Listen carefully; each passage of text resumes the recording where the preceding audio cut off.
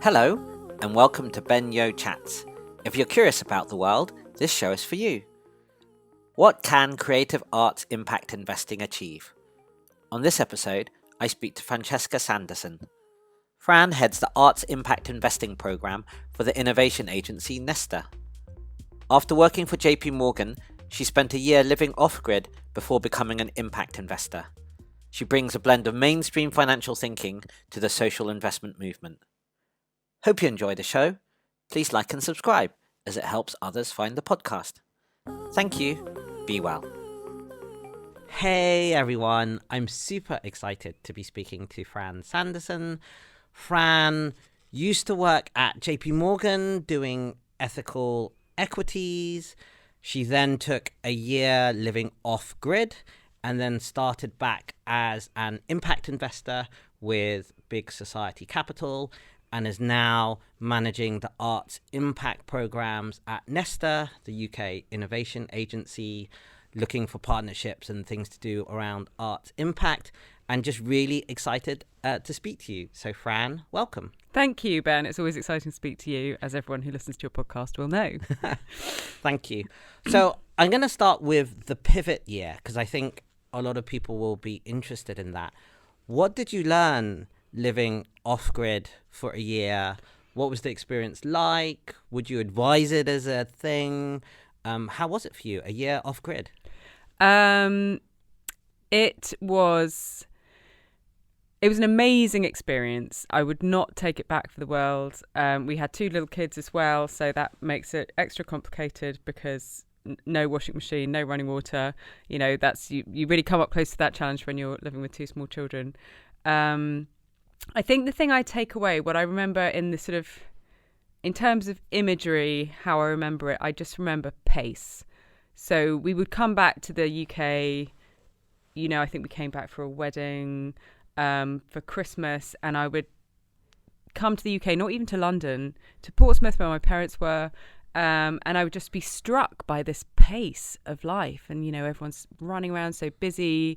And then when we got back to Portugal, it was like, okay, I can relax. So that was the sensation, I think, was pace. It was a slowing down of pace. It was almost like slowing down your heartbeat, really being able to be in the moment. And I think that, you know, that felt like a skill once acquired. I've worked to keep, to try and get down to that sort of basic pace and understand what of the busyness is noise and what's unnecessary. I think it's really, you know, it's great to have done it because then, you know, when you've got dreams and they're just dreams, then they are fantasies. You know, an element of that is just fantastic. So if I were to go, oh God, my life's really stressful, I want to just run away to the hills in Portugal, I know how challenging that is and what the challenges are when it's rained so much that you can't actually drive your car up to the house and you've got to carry all the shopping up in the rain. And, you know, you've got to drive 15 minutes to have a shower, which we did do probably like once every fortnight because it was really nice. I don't like washing in a bowl. Anyway, I think it was also really... It was nice to be able to focus on each other. I think that I built really strong relationships with the kids because we were just used to a very low distraction environment, I think. And I feel like that's sustained as well. I think, I mean, it sounds like a cliche back to basics, but it's a real thing. You realise what you need, and we'd put all our stuff in storage in London. And it was kind of painful thinking about that money coming out of the bank account. We're like, we're not missing any of it. We're not missing any of that stuff that we're paying to store in London. And I think, you know, at that time I resolved to live a very minimal life forever. That creeps up, doesn't it? And, you know, I wouldn't say I'm living... I mean, I think it's still there, but you have to hold on quite tight to it. But I do still... There's kind of a core... I suppose there's a... I do have a like reversion urge. I think about living off grid again. I think about living in tiny houses. I think about minimal lives, and there was lots of it that was really appealing. At the same time, I really, really missed everybody. I really missed the diversity of people that I was able to. That you know, that's the bit that ultimately why we came back. I miss my friends. I miss my family. I think that there's a real groupthink to that kind of life. We were living quite an alternative group of people, and there was a lot of self-reinforcement going on in the circle about this is the way to live, and everyone who doesn't live like this, they're the losers. And I can't stand that kind of I find that lack of critical thinking in a group really challenging. So I think that was one of the things that I felt like you really lose diversity of opinion in those small and agendaed environments, I guess. So, but it was very beautiful. It was really nice. None of us needs all the stuff that we have. But that's the conundrum, isn't it? Consumption keeps the world economies turning. But it is possible to live with much less, and there's a lot that's appealing about it.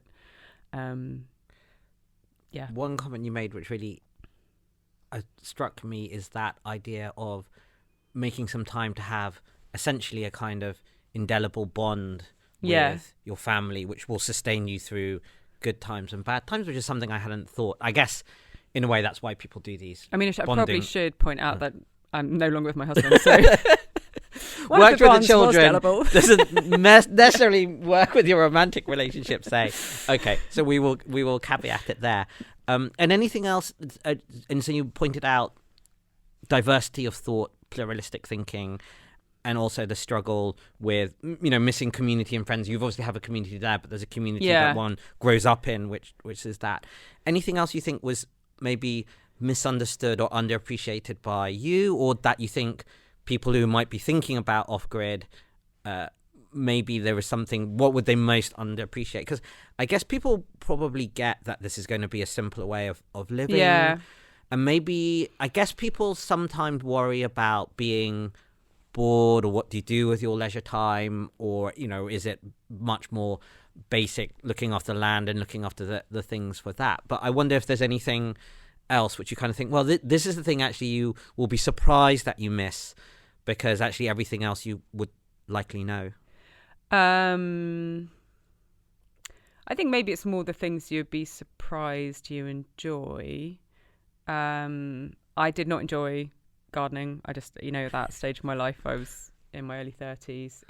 I find it probably still actually, but I mean, I love looking at beautiful plants, but the actual act of gardening, I'm not particularly interested in. So with that kind, that doesn't just come with being bucolic, which I was hoping it would. I did enjoy being in the environment. The community bit is interesting. And there's some really practical things and obviously PV technology has moved on loads since we were there in 2009, 2010. But just, there was this, people helped us. We got secondhand panels. We knew who to buy from. We knew who someone could help us set up the inverter and the regulator. They're all, it's all ad hoc systems that we were buying. But there's so much opportunity for sort of shared intelligence, making that kind of stuff. The community was really helpful there. The community living in a community in that way. Community is a really interesting thing that I think about a lot, because I haven't really. Community is something that's been pretty not particularly present in my life. I would say I didn't. I went to school on a train. I love my kids there at the local school. We just know everyone. You just know people when you're walking around and you've lived in the same place for 10 years. I didn't really have that. So in a way, Portugal was the first community that I'd really felt I belonged to. And there was the kind of barter economy, and you help me with this and I'll help you with that.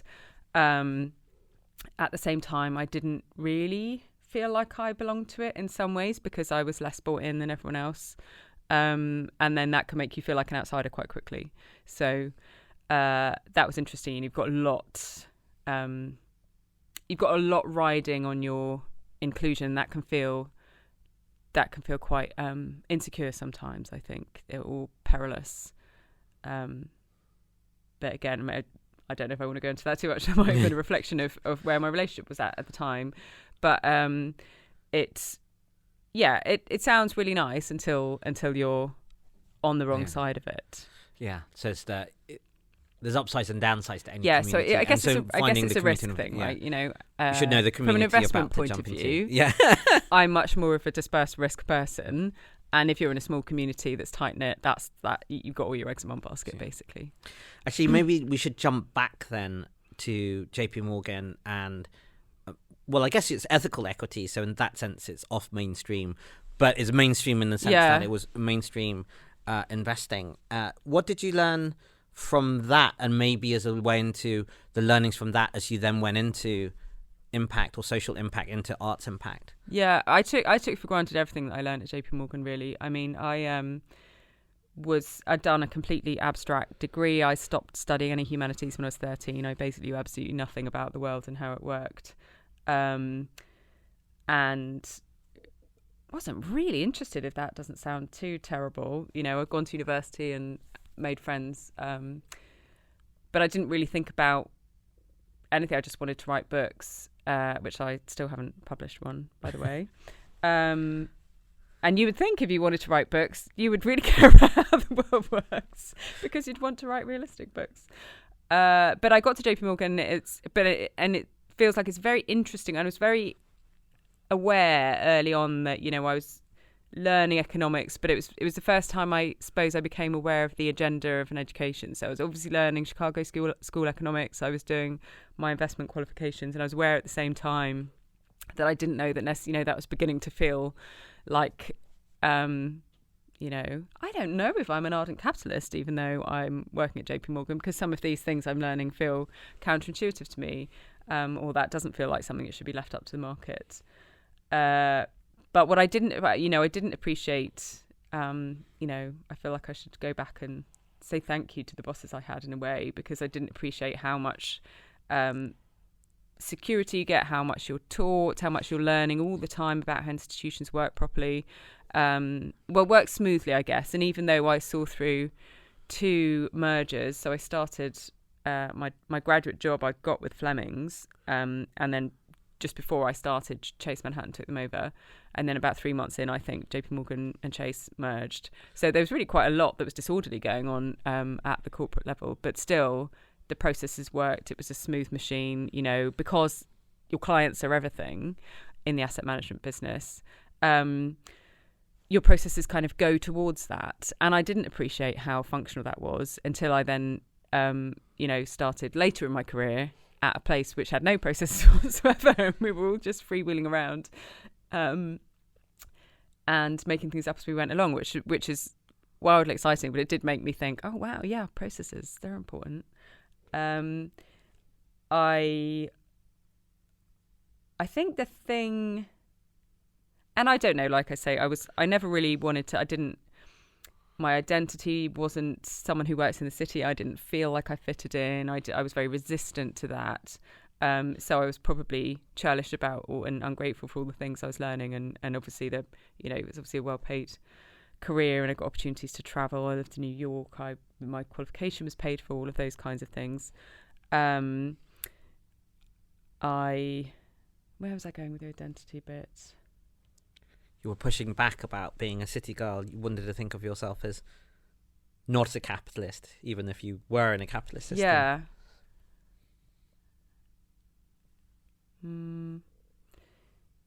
You were asking about what I learned. The systems and institutions bit is quite interesting, because as we both have delved into, say, charities or startups or smaller organizations, there is this tension between, so startups famously have sometimes a kind of go fast, break things mentality, as opposed to, let's say, move very fast and try not to break things, which I kind of think is perhaps more sensible.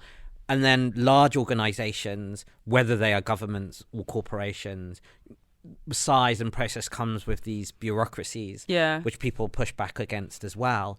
But in some ways, sometimes processes are like wearing a seatbelt. If you are a super brilliant driver, arguably Lewis Hamilton doesn't need to wear a seatbelt because he's never going to crash. But there are things which are not in your control. Yeah. So actually wearing a seatbelt are kind of the processes which help you that. And it's a difference between, sometimes in our world, you talk about governance. These processes, I think, are sometimes like the seatbelt, and stewardship or thinking about the future is sometimes just like you're driving. Yeah. So your operations things are like, well, I think I'm the best driver in the world, so let's just go and do this. And you feel constrained by this is where the analogy slightly breaks down, because you feel constrained by the seatbelt, but the other rules and things. Yeah. But there is this tension, and like you say, sometimes they're helpful, and sometimes they're not. So I'd be interested in your reflections on moving into, say, social impact, where you're still trying to get returns and do stuff, but you're trying to get, say, an extra financial return, whether that's social, artistic, creative, as well as sometimes a financial return, or that might not be within that case. And then that tension between trying to do things properly, but also some of these are much more experimental, some of them the processes aren't there. I've always thought if you're maybe a 2-person organization, even a 12-person organization, the levels of bureaucracy that you would have to account for in terms of, say, something like measuring impact or doing something is never going to be the scale of JPMorgan, which might have a team of 12 just looking at that. And I don't know where the lines are, because, of course, if you don't measure impact at all ever, then how do you really know you're doing any? And sometimes you do and sometimes you don't. I'd be interested in your thoughts about that now, you've worked at big corporate and you've worked at small, and you've done from impact, from financial return to impact to, I guess, philanthropic giving as well. It's fun. We can go back to the previous question now, because when I was at JPMorgan, part of my sort of, I don't identify into this role that I'm taking on would be watching people, move from their CFA and then go, now I'm going to do an MBA. And I'd be like, why do you want to do an MBA? That's not interesting. Now, with the benefit of 20 years hindsight, I don't think there's anything more interesting or crucial than how organisations work and how stuff gets done. And, I was listening to we had a presentation this morning at the Social Investment Forum from the National Lottery Communities Fund about their new strategy.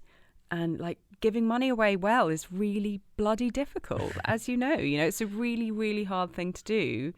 And I feel always this tension between, obviously you've got to, this is the whole of life really, make a rule and stick to it and be methodical, but you've got to be agile and you've got to work out when what you're doing is wrong. And one thing I've been thinking about a lot lately is at Nesta, we have, so I guess grant givers would usually look at your overhead ratio. So you think, well, how much of this overall cost of a program is going to the people who are distributing the money, who are processing the applications, who are helping the successful applicants with their with administering their grant and delivering their project, versus, so what percentage of the overall money is going on that overhead rather than out to the front line, as you might say. Nesta's always had quite a high proportion. Partly it's luxury, it's since spin out, it's an independent foundation. It's supposed to be focused on innovation, so you can make a case for spending more on that.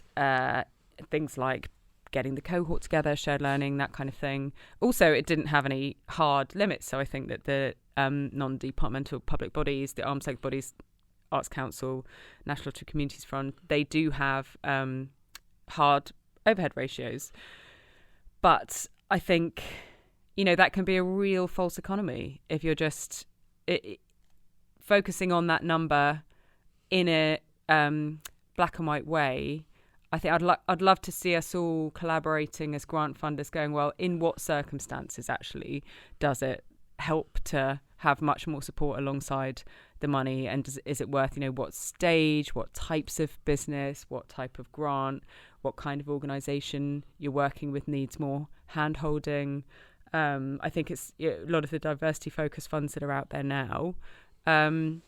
There are way more structural hurdles, like practical, emotional, for minority leaders, getting money, delivering projects. I think there's a really strong case for those to be high overhead products, but at the same time, you could argue that means much less money of the money is going out to those minority businesses or social enterprises themselves. So it's a tricky one. I think that in another thing that I thought, so my earlier career prior to graduating, so I worked through all of my summers at university, was working at charity, and I found that even as I've said, 18-year-old who knew absolutely nothing about the world, I found there were really frustrating inefficiencies to me. So like that doesn't feel like a sensible way to do that, or it feels like this hand-to-mouth existence creates real not waste is the wrong word. This all feels like really loaded language. I'm not going to name the charity. But I always thought I was focused on kind of, I think we can deliver better. I think I just have quite a lean mindset, and that's probably because I grew up with a very, very tight-fisted, a lovely father. But I've always kind of, had that sort of frugal, let's do things the most efficient way possible. And then obviously I was at JPMorgan, was all focused on, maximising earnings per share, or when I was on the credit desk, free cash flow and keeping costs low, and that sort of formulating in my mind is, what do I want to do with my life? I want to write novels, but I'm also really interested in this making charities more efficient in a way that works. That's only, so it's not an extractive process. Say a kind of pay for success model of cost cutting. So it only works if you and actually now I think about that, there's lots of problems with it, but coming back to then starting in the social sector, and I think that was very much almost a foreshadowing of where big society capital landed. I think we certainly did, and I guess the majority of us were ex-bankers when it started, and there was only 7 of us when we started in 2012. I was very conscious that we didn't have a kind of, it's okay guys, the bankers have landed to save the world of the social sector, which I'm not sure we successfully managed to avoid. And it just made me realise that things are a hell of a lot more complicated. It's not, I hadn't really appreciated about team cultures and sustainability of staff, and things that we all think about quite naturally, thankfully, these days, because the narrative has changed. But there are real downsides to a sort of one-dimensional efficiency mindset, I think. And I think more people are talking about that now. And yeah, you have to be careful when answering questions that the answer to everything isn't, it's complicated. It is complicated. But I think that, and there's also fascinating stuff about organisational size, which is another thing that you alluded to or mentioned directly. I think, again, without wishing to name individual organisations, I've thought recently that maybe sort of, 200 to 1,000 is the worst possible size of an organisation, because it's not big enough that your processes make sense, but it's big enough that you have to have them. So a lot of dysfunction can happen in that size. I mean, maybe not if you're on a growth trajectory, so you can see your way to your 5,000 or your 10,000 staff, but... Yeah, that happens. I think it happens around 120, 150, because below 120, essentially everyone knows the founder, CEO type. Yeah. And everyone knows like the top, let's call it 3 to 12 people in the company. And then once you're at about 200, not. And even actually about 120, often that founder type person has interviewed everyone coming into the company. And then at about that stage, it's just not possible to do that. And another thing you mentioned I really resonated was, I'm going to call it the tyranny of the number or the tyranny of the data, where you see this sometimes adjacent to what you're talking about, with a gender number or a pay ratio number, and you're just very wedded to this one number because it's a hard data point and you can kind of see what it is being right. But we know that sometimes there's a lot of other things which go around that. The number or the average doesn't really reflect the whole story. Yeah. And if you just go by where that hard number or the hard cutoff is, you will miss a lot of the nuance behind the story. And actually, in a lot of cases, and I'm seeing it increasingly now, that nuance of the story is really important. And the problem is that some people who would be minded to be on the opposite side of the argument are just using the tyranny of the data to kind of push their own way without saying, actually, if our ultimate aim is X, then yes, this number needs to improve and it's not where we want it to be, but actually everything else is, and so we should let it happen. Yeah. Rather, if you're not minded or you forget about X, or the people are not very interested in X, they will just use the number saying, well, this isn't good enough. Let's not fund it, or this isn't good enough. That, and even within that, and I think that's really interesting happening in some of the debates, and you actually see this when you go into, say, some aspects of environmentalism or social justice, that actually people who are not necessarily, you would have thought, minded to where the long-term cause is going, uses those own numbers back to whichever community group and says, well, look, you haven't met it on X, or we're going to focus on this very niche bit of environmentalism, say, but doesn't take in the whole picture. But they're not really interested in the whole picture because they just want to stop it. Yeah, I think I love that, the tyranny of the number. I think that, and there's obviously Goodhart's law, but the thing about metrics is, one thing to talk about directly is that when we started the Arts Impact Fund, so that's a fund that was a pilot set up with Arts Council England, Nesta, Esme Fairbairn Foundation and Bank of America, which is interesting in a few ways, as I would say, because it's my project, but I didn't design it, because it's public, private, philanthropic money blended together. And it was the first time that someone put together a fund specifically to make repairable finance available to the arts sector. And we were thinking about how would we measure our artistic metrics and our artistic impact and our social impact. And we were very aware of kind of capacity constrained organisations that we were investing in. And but I started in the job talking to the investors as a group, trying to design a set of guidelines. And of course, they want metrics because they want to know whether we're doing well in terms of the fund management, and they want to know that they want to achieve the same thing. But if we'd taken from that, right, this is what we want to achieve, and then we push that down in our organisations, we're changing their behaviour and asking them to report on this changed behaviour. Capacity-wise, it doesn't work. So I said, well, how about we just, the metric that we report up to the investors is how well they're doing. It's a relative measure, so it's a relative measure or second-order measures, how well they're doing against targets we've agreed with them. And what the rate of change of that is over time.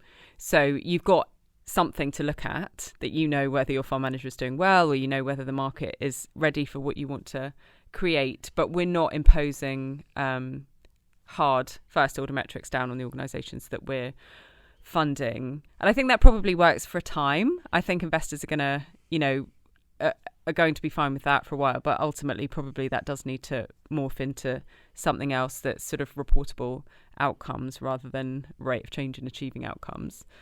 But at the same time, it's not as clear in a sector like the arts and the creative economy. It's not like malaria prevention or inoculation or eye surgery. There aren't obvious hard metrics that will show you whether you're doing well or not.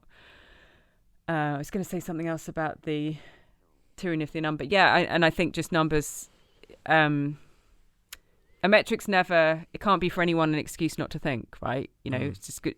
Yes, it's there as an indication, but it's never going to capture everything. And I think that's what's exciting and difficult about impact investment, really, because essentially you're trying to build a market, you're trying to raise money. Of course, the people with the money have the power.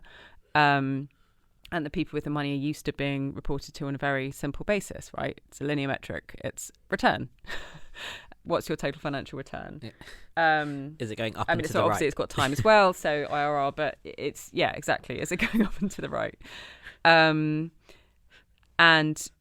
we're not only trying to say you need to look at more things than that, but also those metrics are going to be more challenging. It's not just going to be one number. So, an impact number isn't really going to make sense. Even if I told you your impact was 3.7, you'd probably want to know what was behind that.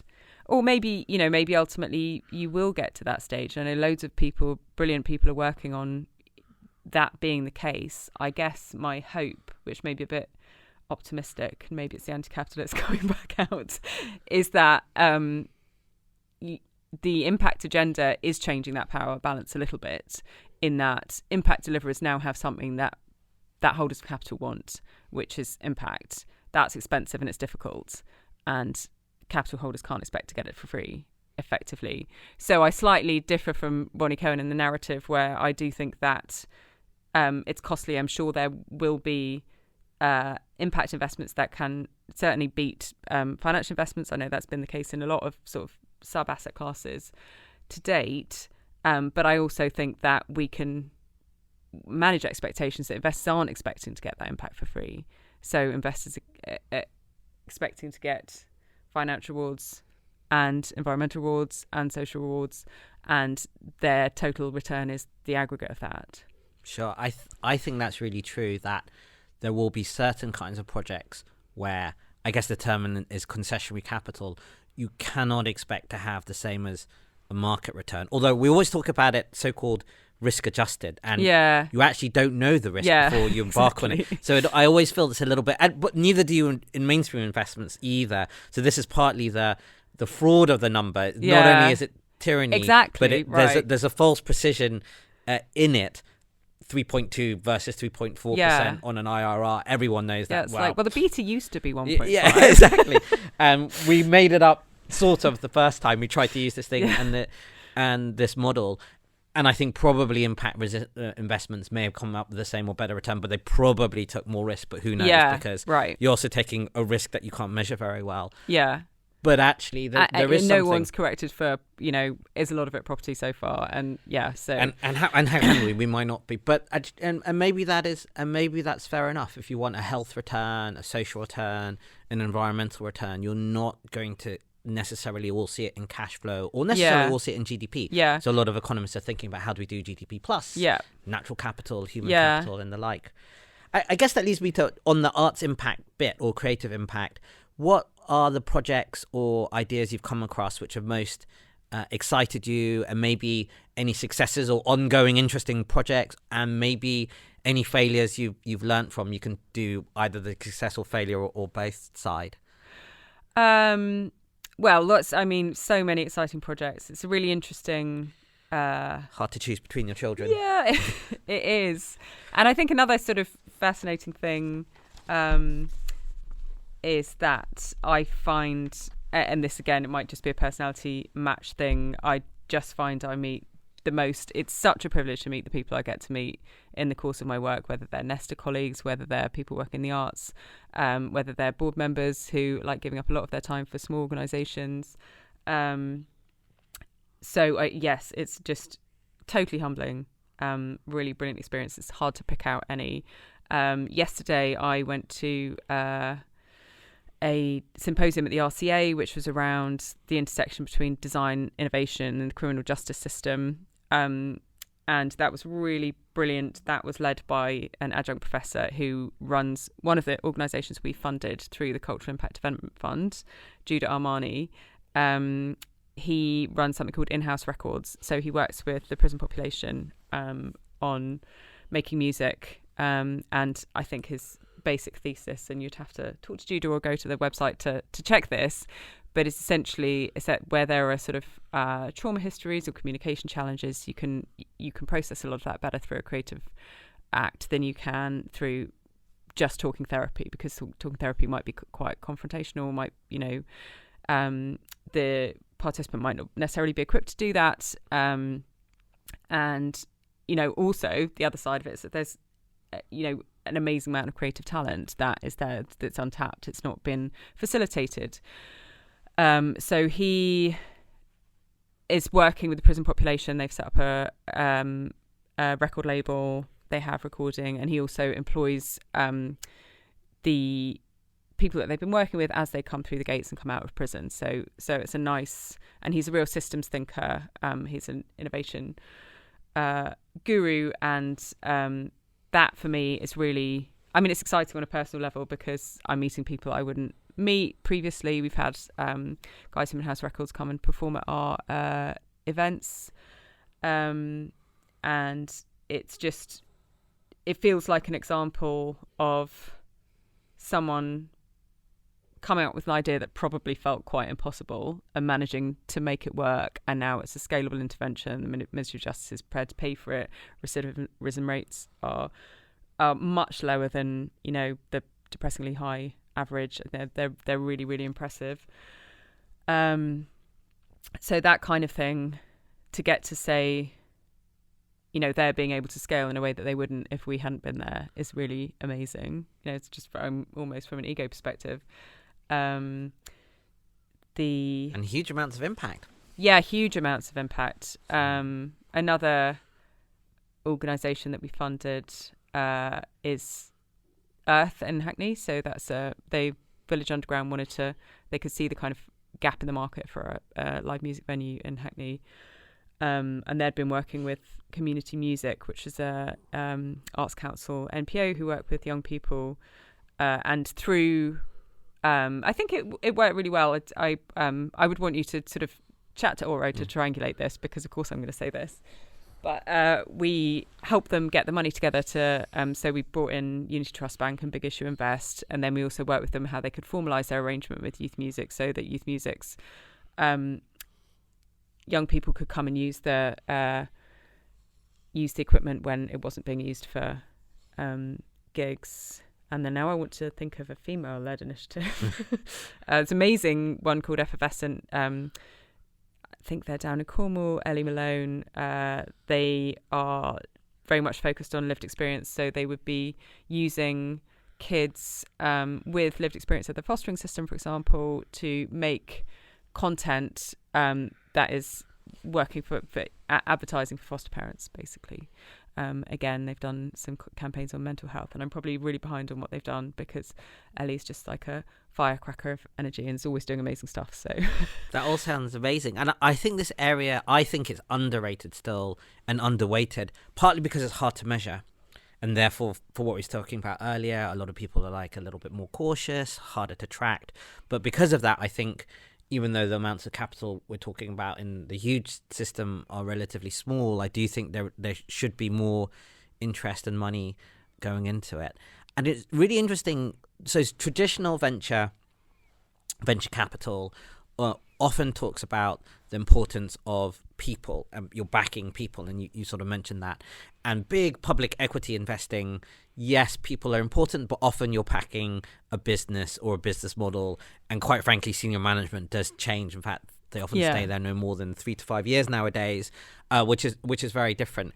So I'm interested to know, when you're looking at this, how much weight are you putting on the person? Does the business model, I guess most of them in traditional venture often have this famous, we call it pivot, right? They have to change because it's not quite working in the first way. And I'm assuming there's a lot on the people, and in some ways you can't actually take out the business model from the person in a lot of startups. In some ways it's a slightly false question.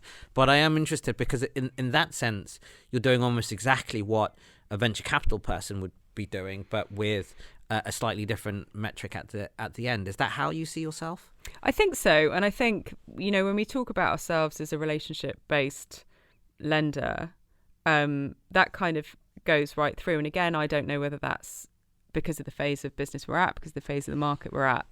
But trust is really hugely important, at a commercial level in terms of making our numbers work, but also in terms of building a market that functions and being seen as something that's been that is working for the market. And we can get into kind of early market things about cooperation and competition and collaboration and lots of things that I'm really fascinated by as the social investment market generally grows. Which, I do want to talk about the social investment market and some of the really existential risks facing it at the moment. I think there is a lot about people, but at the same time, we've also funded large MPOs, and it's less about the person. Again, at that stage, I guess it is about implement. It's how we're judging our execution risk, basically. But with a person, it's a hell of a lot to carry on your shoulders, especially it is anyway if you're a venture capitalist and this is a person who's got huge upside potentially. If this is a person who's working in a small cash-strapped arts organisation, is never looking at a unicorn or even a 6-figure payday, it is a lot to hold on one person's shoulders. So I think we have to be aware of that, and a lot of the work we'll do is about making sure that people have got good boards, and that's not so much for the because they're custodian of our funds. It's because we want we're all aligned. Everyone wants it to succeed. We want the founder to succeed. We want the leader to succeed, and the best way they can do that is if they're supported. So I think that it does. We do care a lot about people. We do care a lot about the culture of the organisations that we're funding, and again, that's from a sustainability point of view and from a kind of ethics and EDI point of view as well.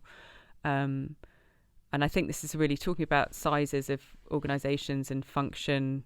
I think this is something we all have to watch out for in the whole system is, the impacts of inequality are just playing out. And I think that even if you're talking about your 120 size of organisation, I think that gets smaller now because there's so much disparity between the top and the bottom.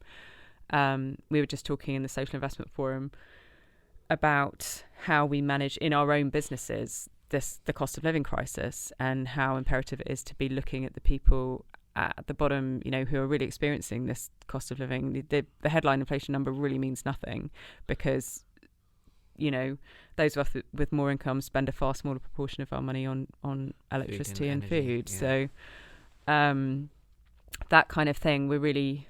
we already felt pretty polarised, but these are really strong polarising forces that we're experiencing at the moment. So, do you think that's the biggest existential risk, say, for social investment or the social investment movement or community? Or you alluded to other things you are fearful for as well? Yeah, well, I think so. That was at the kind of the intermediary level. I think at the social sector organisation level, it's really tough. I mean, community assets all have high energy costs. Pretty much. There's community pubs, community leisure centres. They're already at the stage, even before winter, where people are thinking, can I actually afford to keep this open? That's a huge existential crisis. And that's, community is a big part of the social investment movement. And then I think also, we've built this market in the last 10 years in essentially a zero interest rate environment. If there are better returns for cash, it's even more challenging to get people to accept a concessionary return and high interest rate environments. So, stagflation is one of the worst things that could probably happen at this point in the market development. I don't think that's necessarily a problem. I think there are policy levers we could do to mitigate that. I think you just need to point out to governments. It's really about the horizon. So if you can convince policymakers that, look, we've set up something here, there's a bit of infrastructure that is hugely valuable to you over the longer term. It's a way to make private-public impact-oriented capital work together. A lot of this is being and has been built and functions. If this dies over the next 3 years, you've got longer term problems. Whether the policymakers in this country are thinking in that time frame, I don't know. But globally, somebody must be. World Bank. It's not necessarily at the top of the banking and the treasury people's concerns, but I do think when you articulate it to them, they would understand. So this is the kind of worry about. Yeah. I'm not sure it goes in because, as you point out, the language of, say, the treasury or treasury functions is often quite different, and I think this is why you're kind of uniquely placed. But for instance, you understand interest rates and inflation, but on that kind of technical abstract level, which actually I think a lot of people within social innovation don't quite. And you make the point: high inflation, which is cost of living, or high interest rates, both of which, and they're slightly interlinked, could destroy whole segments of the sector. Yeah. And therefore, there's a policy lever you could do something about that. That clarity and line of thought that you have actually isn't articulated by so many people. They are in their different spots, but not through this. And yeah, I wonder whether it meets policymaker. So anyway, there's something to be done on that. Yeah, and the other thing I think is that so much of what we see, it just feels really obvious to me that we have, there's early intervention opportunities all over the place. And the problem we have in the world is not a shortage of capital. There's a hell of a lot of capital seeking opportunity. And I'm not talking about, private equity people rinsing the care system. That's not what I'm talking about. There are opportunities where, green infrastructure is a very obvious one. I personally think it's absolutely crazy you would be incentivizing fossil fuel extraction in the most recent budget announcement, rather than that was an opportunity to actually, get capital working on renewables. But so that feels like a big miss to me. But just as a working capital problem, there are opportunities here, huge gaping holes which deliver massive savings to the public purse. I mean, they're huge inefficiencies. Children care is a really obvious one. It's terribly expensive. It's just an early intervention investment problem, and that's about structuring capital to me. And that feels like government should really be listening to that. And that's where governments may be uniquely placed. I feel a tiny bit of sympathy on the energy question because there's geopolitics involved as well. But they could go heavy, and I think they may have gone heavy on both. So both renewables and say, opening up North Sea again. Yeah. Because of that.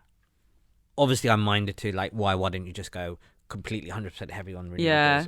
Obviously my preferred thing, but I can see why they do it. And if you go on both, and someone also told me, well, you actually need to propose 10 nuclear power plants in order to get one, because 9 will get nicked. So I don't know how much actual politicking is involved. There's probably a lot, but maybe we should do a short section on underrated, overrated, and then we'll do that and have a couple of final questions. So you go underrated, overrated, or you can pass or make some sort of comment. Okay. So we'll do it.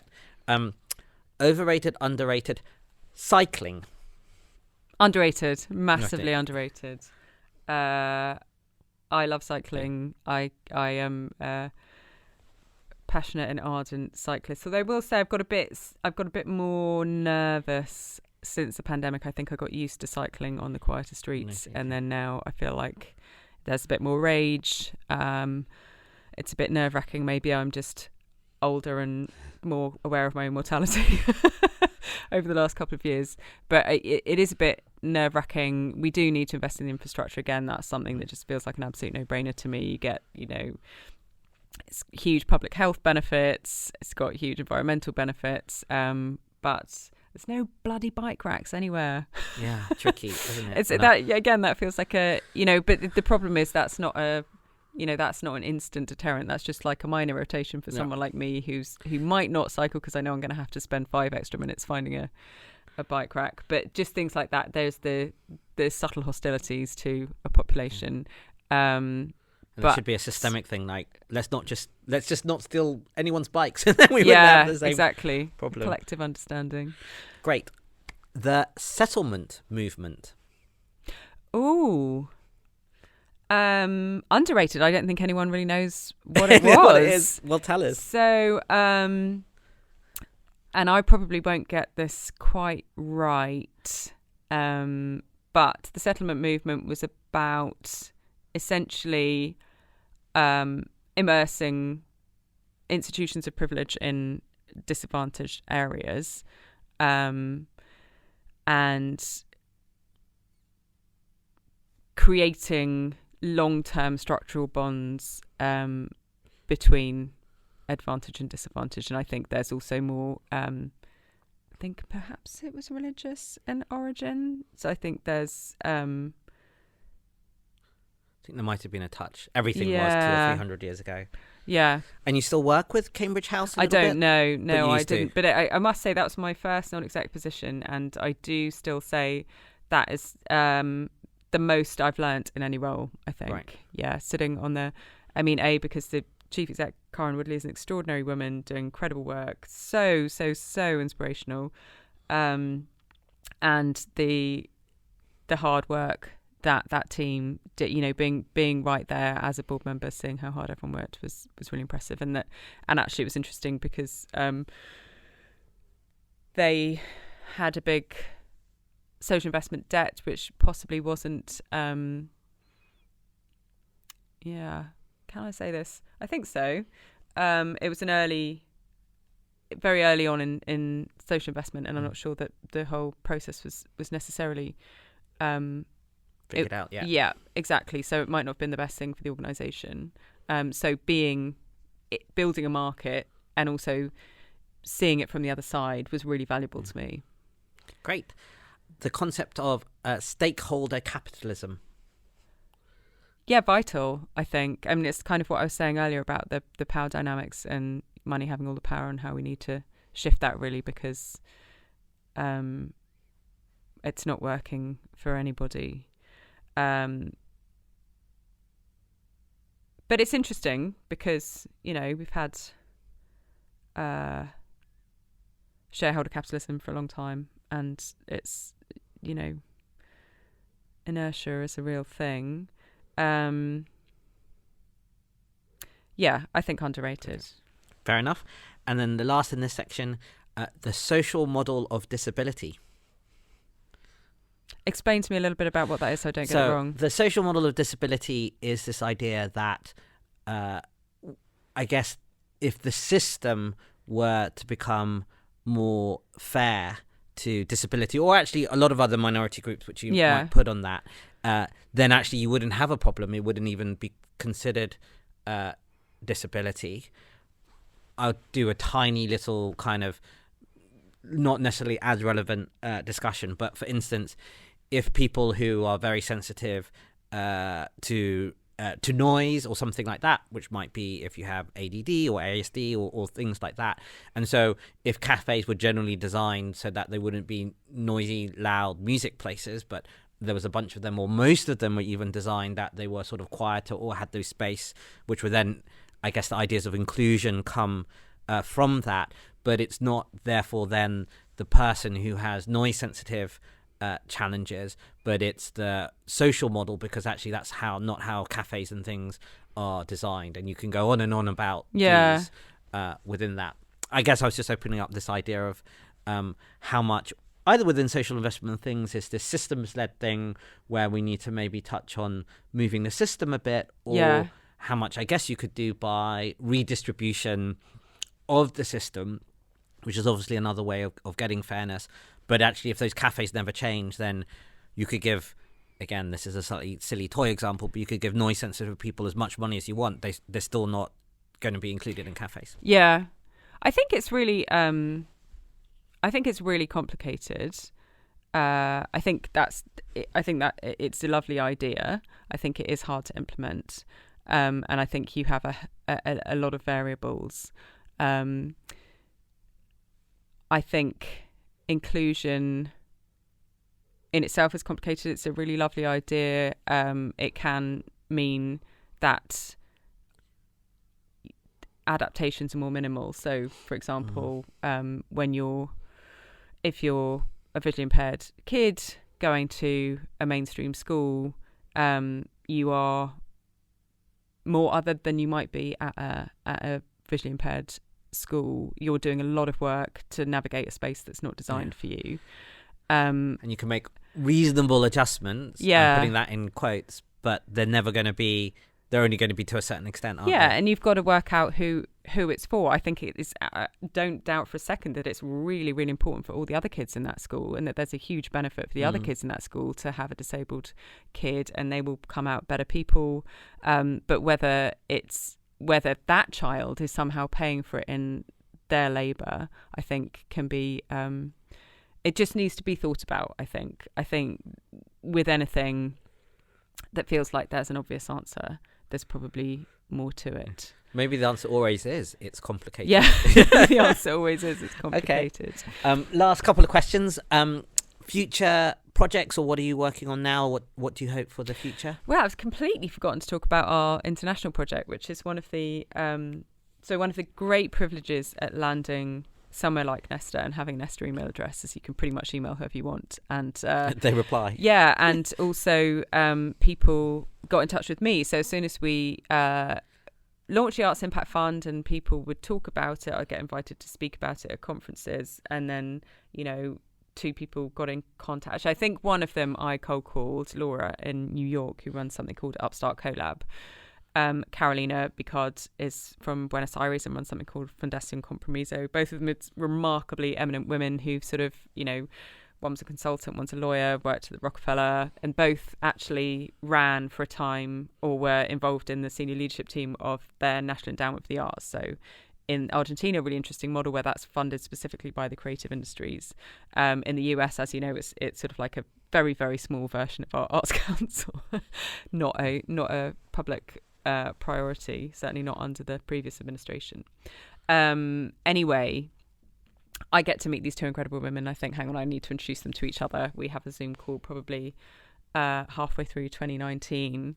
And we say, look, we're doing these similar-ish things. We're coming up with the same problems. Let's stay, in solidarity and speak to each other about the stuff we're doing. And B, why don't we do a project together? So we thought, well, I'd like to showcase we all care about the amazing power of the creative enterprise to do good, and the under acknowledged social impacts of the creative economy. And actually globally, it's a big disproportionate employer of women, indigenous people, the crafts movement. So it's really powerful, but it's not it's not named in the SDGs. So it's kind of almost like a quiet agent of impact.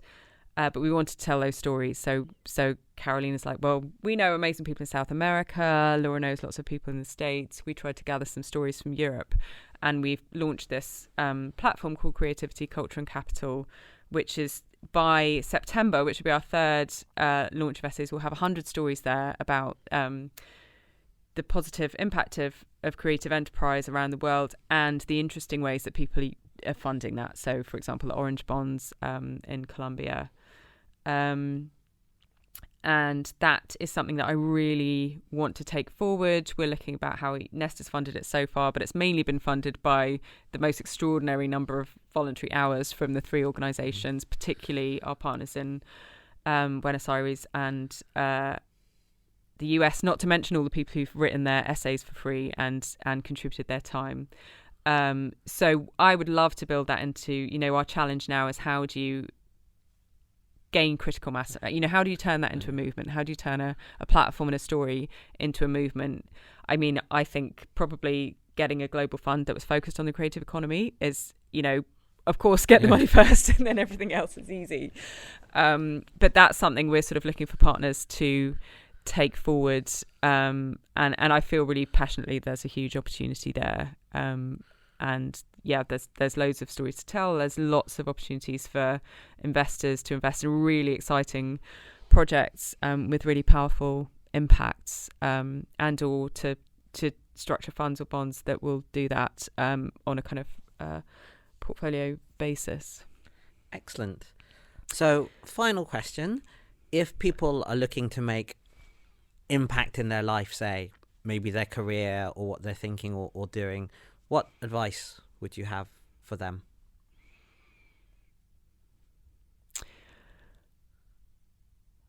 I think that this is like a reflection on life and society and where we are today. Like, trust is underrated. I think just behave in a trustworthy fashion. It's a long-termist thing.